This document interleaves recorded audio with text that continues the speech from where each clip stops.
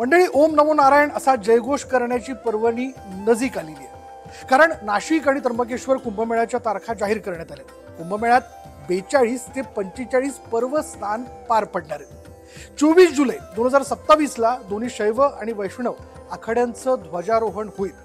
31 October 2026 पासून कुंभमेळ्याला सुरुवात होते. 24 जुलै 2028 पर्यंत कुंभमेळा सुरू राहणार आहे. नाशिक आणि त्र्यंबकेश्वर मध्ये 2 ऑगस्ट 2027 ला सोमवती अमावस्येच्या दिवशी पहिलं अमृत स्नान होईल. दुसरं शाही स्नान जे आहे ते 31 ऑगस्ट 2027 ला होईल. तर नाशिकमध्ये तिसरं अमृत स्नान 11 सप्टेंबरला, तर त्र्यंबकेश्वरमध्ये तिसरं अमृत स्नान 12 सप्टेंबर 2027 ला होणार आहे.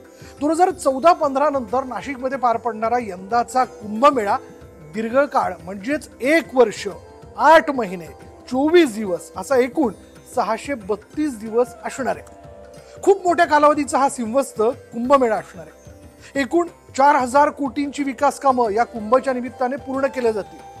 नाशिक जिल्ह्यावर फडकं फिरवल्यानंतर चकाचक व्हावं, अगदी सुंदर दिसावं असं ते दिसेल.